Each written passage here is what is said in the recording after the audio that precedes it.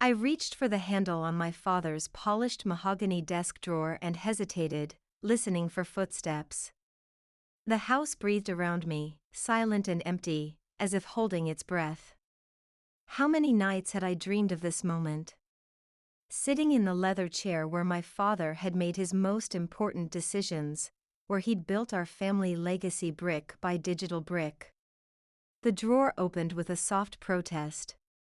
Inside, stacks of manila folders lined up in perfect order, each labeled in my father's precise handwriting. I leafed through them, my hands trembling slightly, until I found what I was looking for: Phoenix Enterprises transfer of ownership. My name is Diana Hargrove, and 3 weeks ago, I watched as my father, Malcolm Hargrove, announced that my stepbrother, Vince Mitchell, would be taking over as CEO of Phoenix Enterprises, the company my grandfather had founded, the company that had been promised to me since I was old enough to understand what inheritance meant. "It was never officially promised to you, Diana," my father had said later that evening, unable to meet my eyes. "Vince has the right qualifications. The right temperament for leadership." What he meant was that Vince was male, 29, and the son of his new wife, Katerina, a woman 15 years my father's junior who'd swept into our lives like a hurricane after my mother's death 3 years ago. The folder felt heavy in my hands as I opened it. My eyes scanned the document, searching for anything, a technicality, a loophole, some oversight, that might help me reclaim what was rightfully mine. Then, halfway down the 3rd page, something caught my eye. A reference to another document, one that wasn't included in the folder. Something called the Phoenix Protocol. I frowned, trying to recall if I'd ever heard of it before. In my 15 years working for the company, starting as an intern and working my way up to COO, I'd learned every aspect of the business. But this was new. My search through the remaining folders yielded nothing. I was about to give up when my eyes drifted to the painting on the wall, a phoenix rising from ashes, my grandfather's favorite symbol, the inspiration for the company name. Something clicked in my mind. The safe. Of course. Behind that painting was my father's private safe. A place I'd never been permitted to access. I crossed the room and carefully removed the painting from the wall.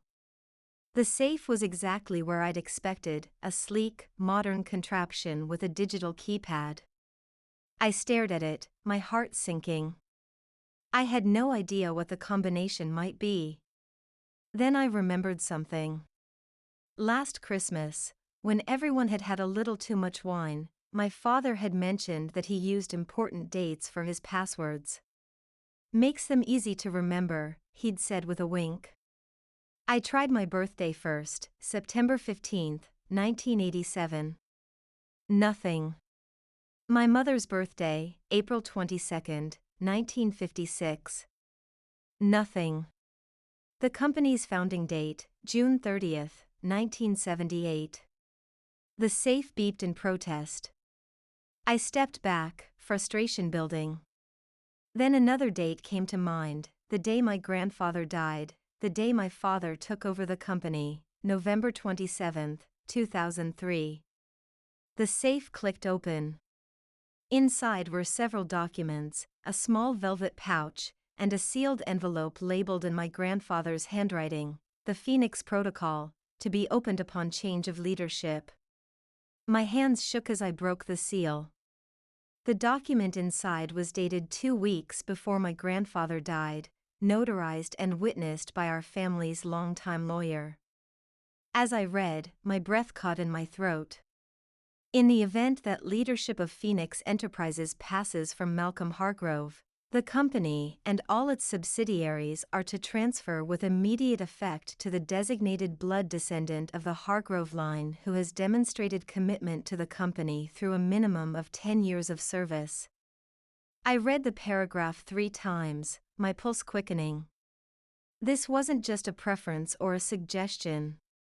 This was a legally binding stipulation that predated any agreements my father had made with Vince or Katerina. And I was the only blood descendant who qualified. The sound of a car pulling into the driveway snapped me back to reality. I quickly photographed the document with my phone, returned it to the safe, closed everything up, and hung the painting back in place. By the time my father's key turned in the front door, I was sitting casually in the living room, scrolling through my phone as if I'd just stopped by for a visit. "Diana," he said, surprise evident in his voice. "I didn't expect to see you here." I looked up and smiled, the weight of what I'd discovered sitting heavy in my chest. "Hi, Dad. We need to talk." He sighed, setting down his briefcase. "If this is about the company again." "It's about more than that," I cut in. "It's about the Phoenix Protocol." The color drained from his face. In that moment, I knew two things with absolute certainty. My father was aware of the document's existence, and he had deliberately ignored it. "Where did you hear about that?" he asked, his voice barely above a whisper. "Does it matter?" I held his gaze, unwavering. "What matters is that you knew about it when you handed the company over to Vince." He sank into the armchair across from me, suddenly looking every one of his 65 years. "You don't understand the pressure I've been under," he began, rubbing his temples. "Katerina and her family, they have connections." "Connections?" I echoed incredulously. "Are you saying you were coerced?" He didn't answer, but his silence spoke volumes. "Dad," I leaned forward, my voice softening slightly. "Whatever is going on, we can fix it. Together. But I need you to be honest with me." For a moment, I thought he might confide in me, might explain what could possibly have driven him to betray not only me but his own father's wishes. Then the front door opened again, and Katerina's voice called out. "Malcolm? Are you home, darling?" My father's expression closed like a shutter. "You should go, Diana." "Dad. Now, please." His voice was firm but tinged with something that sounded almost like fear. "We'll talk another time." As I gathered my things, Katerina swept into the room, her perfectly coiffed blonde hair framing a face that was still strikingly beautiful at 45. Her smile faltered slightly when she saw me. "Diana. What a surprise." "Just leaving," I replied, matching her fake smile with one of my own. "Good to see you, Katerina." As I passed her, she caught my arm, her red nails digging in slightly. "Vince mentioned you haven't been into the office since the announcement. He's worried about you." The concern in her voice was as genuine as her bottle blonde hair. "Tell Vince I'm taking some personal time to reevaluate my priorities." Her smile widened, but her eyes remained cold. "Of course. Take all the time you need." As I walked to my car, I could feel her watching me through the window. I kept my pace unhurried, my posture relaxed, betraying nothing of the turmoil inside me or the discovery that would soon turn their world upside down. Once safely in my car, I called the one person I knew I could trust implicitly. James Mercer, my grandfather's lawyer, answered on the second ring. "Mr. Mercer, it's Diana Hargrove. I need to see you. Today if possible." "Diana," his voice warmed. "It's been too long. What can I help you with?" I started the engine, casting one last glance at the house where my father stood watching me from the window, Katerina at his side. "I found the Phoenix Protocol." A long pause followed. "I see," he said finally. "My office. 1 hour." As I drove away, the document safely photographed on my phone, I felt a sense of purpose crystallizing within me. This wasn't just about reclaiming what was rightfully mine anymore. It was about understanding why my father had betrayed me, and whether I could ever forgive him for it. James Mercer's office hadn't changed in the 20 years I'd known him. The same leather-bound legal tomes lined the walls, the same antique desk dominated the room, and the same smell of leather and paper hung in the air.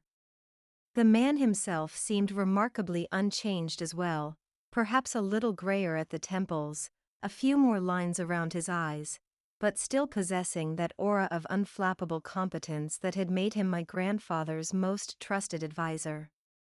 "The Phoenix Protocol," he said, examining the photos on my phone. I wondered if it would ever come to light. "You knew about it?" I asked, unable to keep the accusation from my voice. He nodded slowly. "I helped your grandfather draft it. It was his insurance policy, so to speak." "Against what?" "Against exactly what has happened." He looked up at me, his eyes sharp and clear. "Your grandfather always worried that Malcolm might be influenced by outside forces when it came to the succession of the company." "By outside forces, you mean a woman like Katerina?" "Your grandfather had remarkable foresight." A small smile tugged at the corners of his mouth. "He recognized certain patterns in your father's behavior." I thought about my father's 3 marriages, each wife younger and more ambitious than the last. My mother had been his longest relationship, but even she had commented once, in a rare moment of candor, that Malcolm Hargrove had always been susceptible to a pretty face and a determined mind. "So what happens now?" I asked, accepting the cup of tea his secretary had brought in. "Now," he said, settling back in his chair, "we prepare to enforce the protocol. It won't be easy. Your father and stepbrother will fight it, probably claim you forged the document or that it's been superseded by newer agreements. It's real. And it's legally binding?" "Very much so. Your grandfather was nothing if not thorough." He tapped his fingers on the desk. "But there's something else you should know, Diana." The seriousness in his tone made me set down my teacup. "What is it?" "The protocol doesn't just stipulate who should lead the company. It also contains provisions about how the company should be run. Ethical guidelines, if you will. Your grandfather was concerned that outside interests might push the company in directions he wouldn't have approved of." I frowned. "What kind of directions?" "Phoenix Enterprises was founded on principles of sustainable technology and ethical innovation. Your grandfather believed that technology should serve humanity, not exploit it." "I know that. I've always honored those principles in my role at the company." "Yes, you have." He looked at me appraisingly.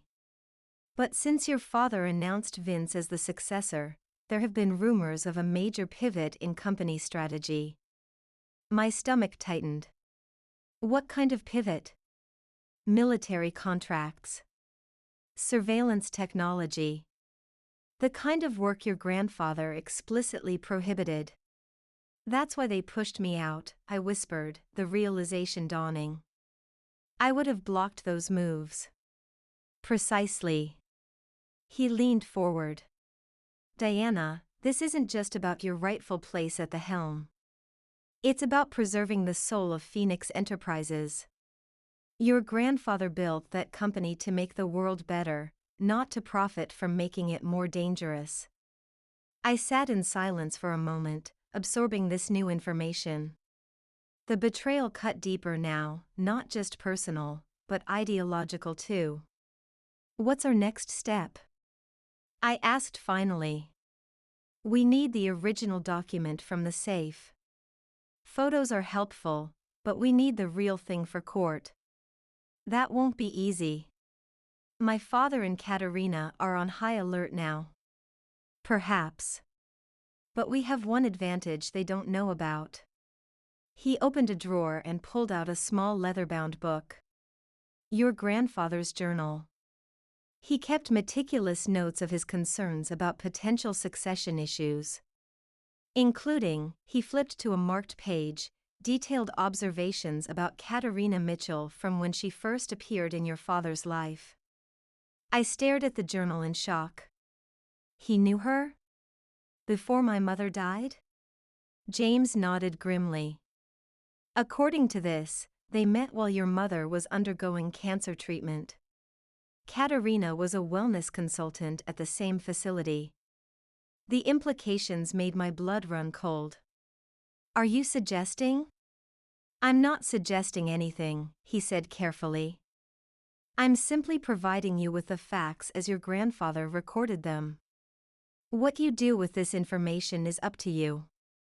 I thought about my mother's rapid decline, how Katerina had appeared in our lives so quickly afterward, and how different my father had seemed since then, more withdrawn, more secretive, less like the man who had once taught me everything about the business with such pride.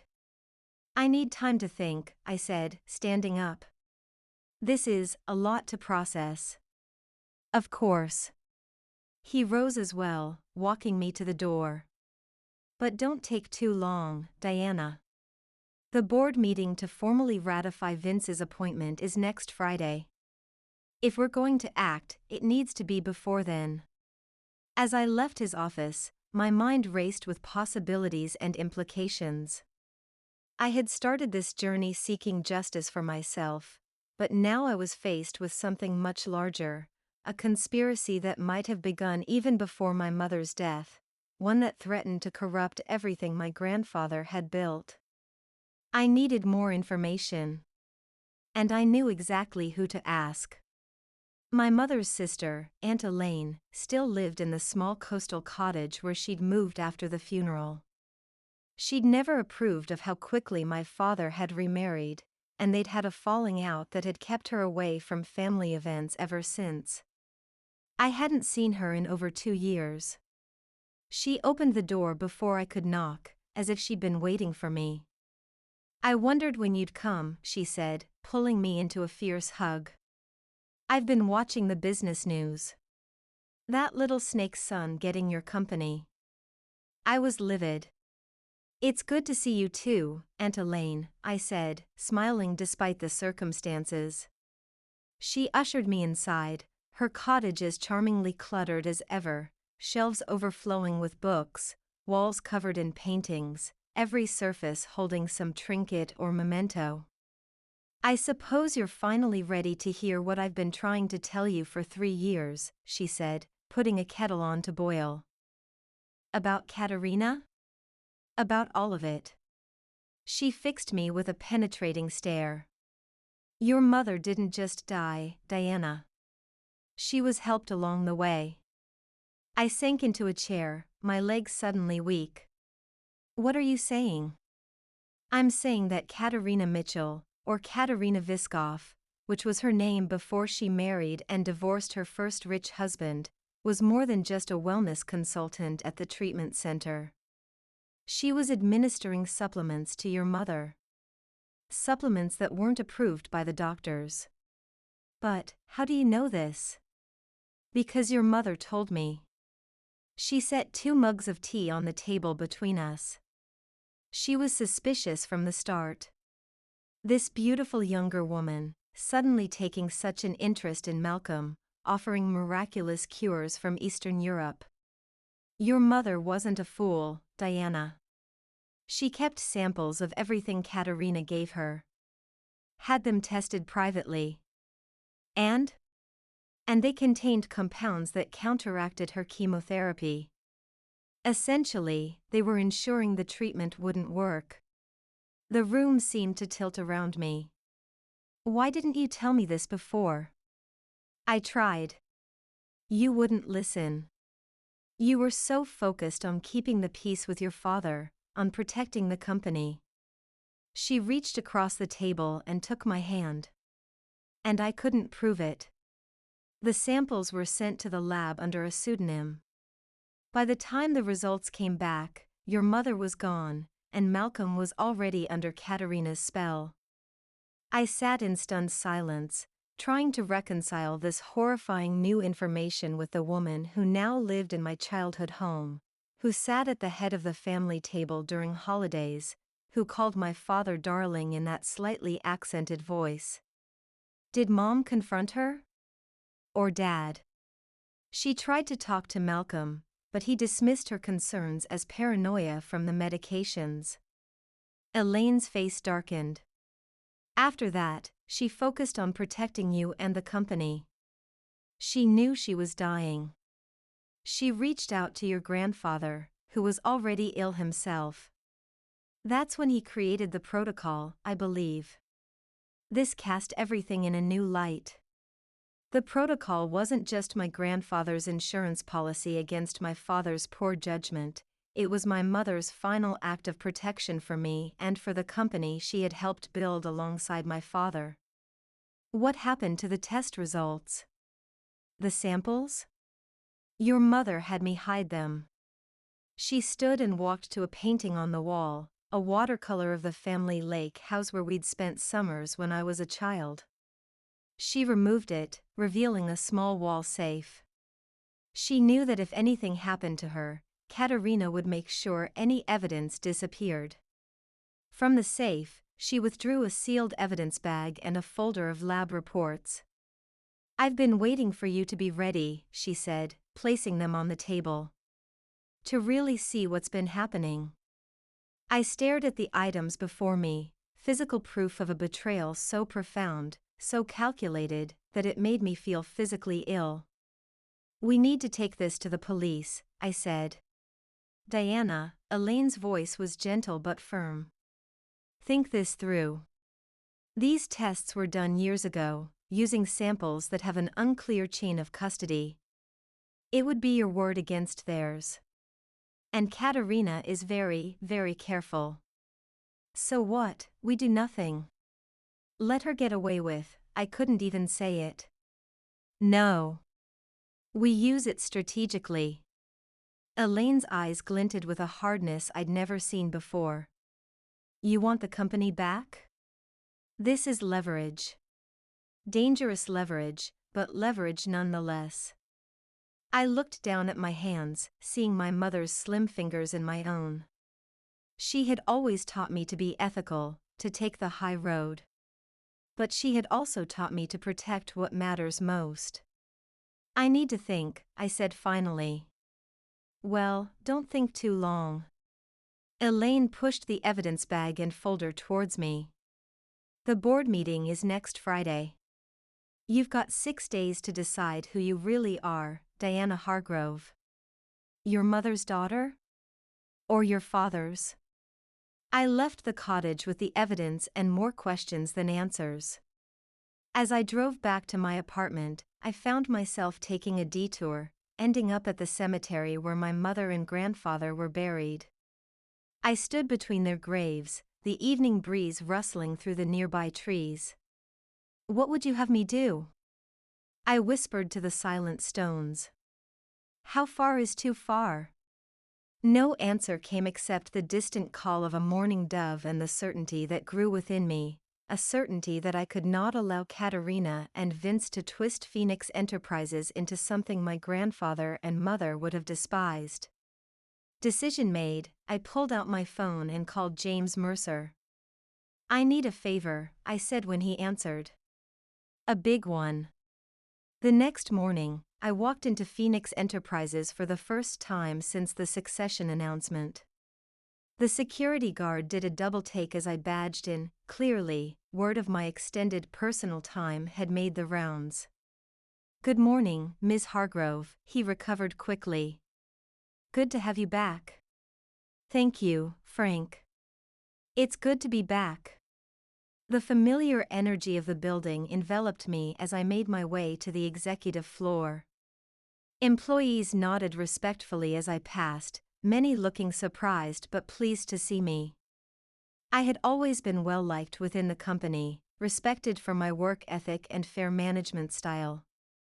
Outside my office, technically still my office until the board formally approved Vince's appointment, I found my assistant, Maya, looking flustered. "Ms. Hargrove." She jumped up from her desk.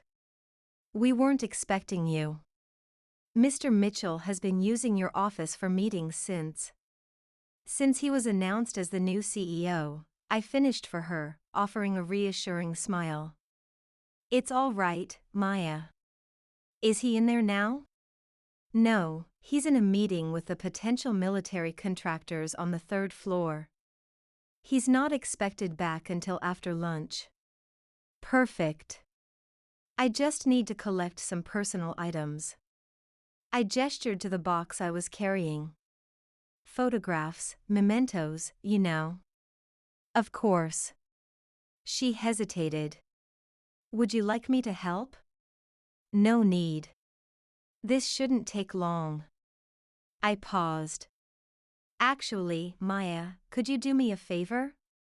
Could you pull the files for the last 3 major projects I was overseeing before the announcement?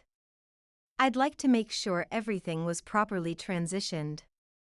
"Right away, Ms. Hargrove." As she hurried off to the file room, I slipped into my office and closed the door. The space already showed signs of Vince's occupation, his jacket draped over my chair, his coffee mug on my desk, a garish modern art piece hanging where my degrees had once been displayed. I set down the box and moved quickly to the bookshelf behind the desk. The third volume of Business Ethics and Corporate Responsibility, a series my grandfather had contributed to, contained a small key taped to the inside back cover. A key to the executive floor's server room. Retrieving it, I glanced at my watch. Maya would be back soon with the files. I needed to work fast. My next destination was the IT department, where I found Charlie, our head of cybersecurity, hunched over his computer. "Ms. Hargrove," he said, standing quickly. "This is a surprise." "Hello, Charlie," I smiled warmly. He had always been one of my most loyal team members. "I need your help with something discreet." His eyes darted around nervously. I'm under strict instructions not to assist you with company matters during your leave of absence." "This isn't about company matters," I lied smoothly. "It's personal. I accidentally left some family photos on the executive server, and I'd like to retrieve them before." I let the sentence hang, allowing him to fill in the blank. "Before Mr. Mitchell formally takes over," he finished, his expression softening. "That seems reasonable. The thing is," I continued, lowering my voice, "I'd prefer to handle it myself. Those photos include some from my mother's final days. They're quite personal." Charlie was a sensitive soul and a die-hard rule follower, caught between sympathy and protocol. I watched the internal struggle play out on his face. "I really shouldn't." "I understand," I said, turning to leave. "I'll just ask Mr. Mitchell for permission when he returns." "Wait," he called after me. I could let you use my credentials. Just this once. For the personal files only." "That would be wonderful, Charlie." "Thank you." 10 minutes later, I was in the server room, using Charlie's login to access not family photos, but company records. Specifically, the communications between my father, Vince, and the military contractors they'd been courting. What I found confirmed everything James and Aunt Elaine had told me. Emails dating back 6 months, outlining plans for Phoenix to pivot into military-grade surveillance technology. Proposals for facial recognition systems that would be sold to authoritarian regimes. Drone technology that could be weaponized. And something else, financial projections showing enormous personal kickbacks for both my father and Vince, cleverly disguised as consulting fees through a shell company registered in the Cayman Islands. I downloaded everything onto a secure drive James had provided, my hands steady despite the anger boiling inside me. This was no longer just about my inheritance or even my mother's suspicious death. This was about preventing my grandfather's legacy from being corrupted into something unrecognizable. Just as I was finishing, my phone buzzed with a text from Maya, Mr. Mitchell on his way up. Meeting ended early. I logged out quickly, pocketed the drive, and was almost to the door when it swung open. Vince stood there, his surprise quickly morphing into suspicion. "Diana," he said, his voice cool. "I wasn't aware you'd returned from your leave."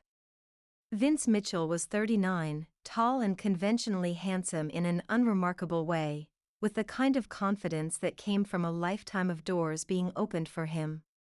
We had never gotten along, his arrogance clashing with my work ethic, but had maintained a professional relationship for my father's sake. "Just collecting some personal belongings," I replied, lifting the box I'd grabbed on my way out of my office. "Congratulations, by the way. On the military contracts. That's quite a departure from grandfather's vision." A flicker of unease crossed his face. "You've been talking to people." "I've been doing my homework." He stepped closer, lowering his voice. "Let me give you some friendly advice, Diana. Accept what's happened and move on. There's a generous severance package waiting for you. Take it and start fresh somewhere else." "Is that what you told my father? To accept things and move on? After Katerina helped my mother along to her grave?" The color drained from his face. "You don't know what you're talking about." "Don't I?" I stepped around him, toward the door. "See you at the board meeting, Vince." "Diana," he called after me, his voice hardening. "Don't do anything stupid. You're just one person against a lot of powerful interests." I paused at the threshold. So was my grandfather, once. Before he built Phoenix Enterprises into what it is today. As I walked away, I could feel Vince's eyes boring into my back. I had shown my hand, perhaps too early, but there was no going back now. The game was in motion, and Friday's board meeting would determine the winner. I spent the next 3 days preparing meticulously for the confrontation ahead. James Mercer and I reviewed the Phoenix Protocol repeatedly, ensuring we understood every clause, every stipulation, every possible counterargument my father and Vince might make. "The key is timing," James emphasized during our final strategy session on Thursday night. "We need to present the protocol before they can hold the formal vote on Vince's appointment, but after the meeting has officially begun. That way, it becomes part of the meeting record." I nodded, trying to focus despite my exhaustion. Between the legal preparations, the evidence from the company servers, and the emotional toll of knowing what Katerina had likely done to my mother, I had barely slept in days. "What about my father?" I asked. "How do we handle him?" James's expression softened slightly. "That's still your call, Diana. The evidence about your mother's treatment, it's compelling, but using it means burning bridges completely. There would be no coming back from that for your relationship with Malcolm." "What relationship?" I laughed bitterly. "He gave away my birthright to a man who plans to turn Phoenix into a war profiteer." "Even so," James said gently. "He's still your father. And grief makes people vulnerable to manipulation. If Katerina was as calculating as your mother suspected, Malcolm may be as much a victim as anyone." I closed my eyes, remembering the father who had taught me to ride a bike, who had brought me to the office on weekends, proudly introducing me as the future of Phoenix Enterprises. The man who had held my hand at my mother's funeral, tears streaming down his face. When had that man disappeared? When had he been replaced by the hollow-eyed stranger who couldn't meet my gaze as he handed my inheritance to Vince? "Let's focus on the protocol first," I decided. If that works, maybe there's still a chance to reach him. A wise choice, James said, gathering his papers. Get some rest. Tomorrow will test all of us. But rest didn't come. I lay awake most of the night, my mind racing through scenarios, contingencies, the faces of each board member and how they might react. When dawn finally broke, I rose and dressed with particular care, a charcoal gray suit that had been my mother's favorite, her simple pearl earrings, my grandfather's watch. Armor for the battle ahead. Phoenix Enterprises headquarters gleamed in the morning sun as I pulled into the parking garage. I took a moment to admire the elegant lines of the building my grandfather had designed, the subtle integration of sustainable technologies that had been revolutionary in their time. She's a beauty, isn't she? A voice came from behind me. I turned to find Victor Chen, one of the longest-serving board members and my grandfather's old friend, admiring the building alongside me. Mr. Chen, I said, surprised. I didn't realize you'd be here early. I wanted to gauge the mood before the circus begins, he said with a wry smile. He was in his 70s now, but still sharp as ever. Walk with me, Diana. As we entered the building together, he spoke quietly. I want you to know that not everyone on the board is comfortable with the direction things have taken.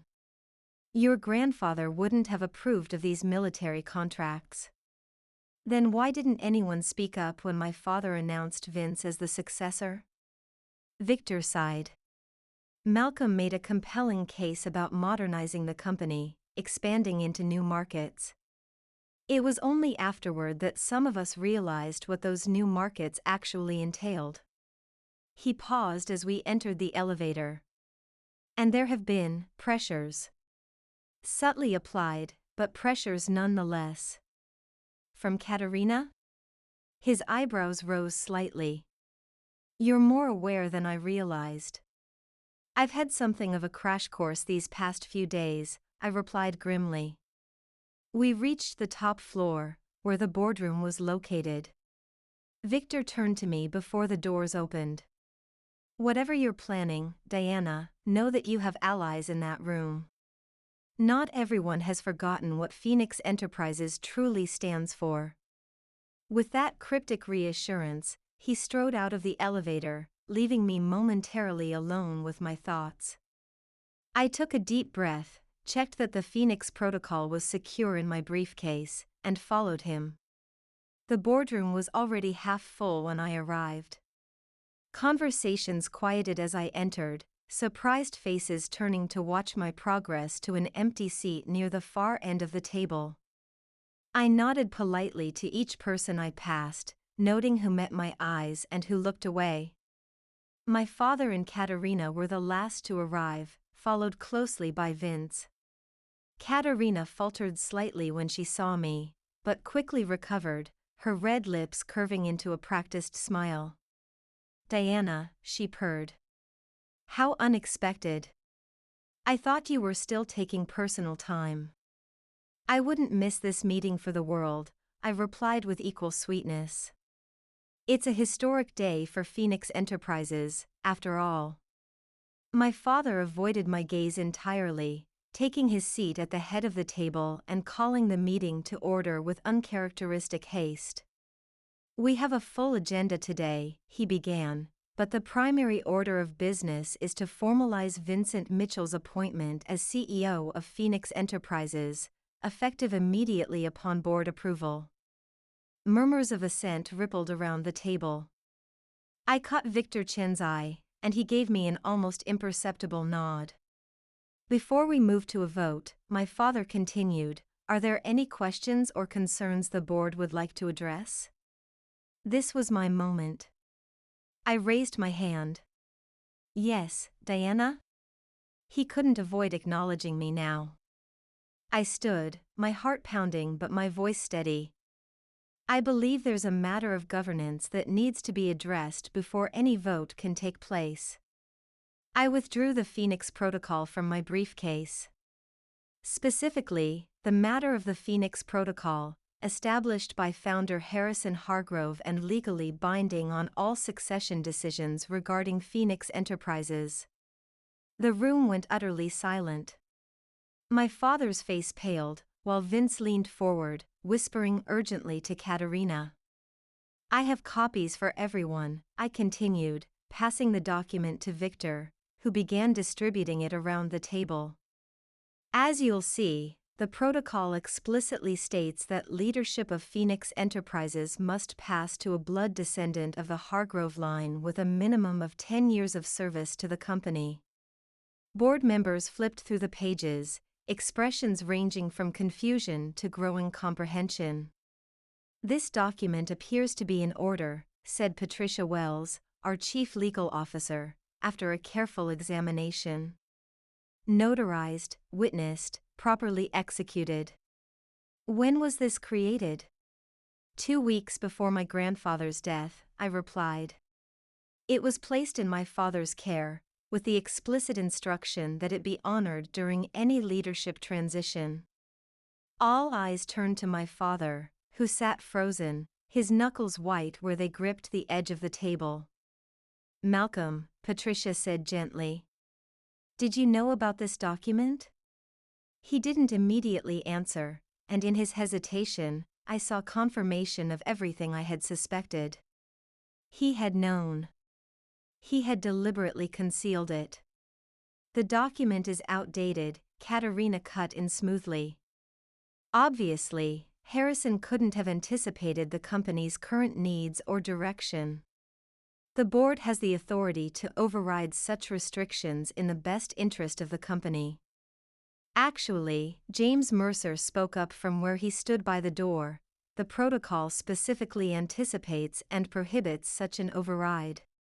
Section 4, Paragraph 3 states that any attempt to circumvent the succession requirements renders all board decisions null and void, and triggers an automatic review by the company's founding legal counsel, which would be me. Vince stood abruptly. "This is ridiculous. You can't just waltz in here with some ancient document and expect to overturn weeks of transition planning. The deals with Meridian Defense are already in motion." A ripple of surprise went through several board members. The military contracts hadn't been officially announced yet. "What deals with Meridian Defense?" Victor Chen asked sharply. "The board hasn't approved any contracts with defense contractors." The room erupted into confused discussion. I remained standing, watching as the careful facade my father and Vince had constructed began to crumble around them. "Enough." My father's voice cut through the chaos. He stood, straightening his shoulders.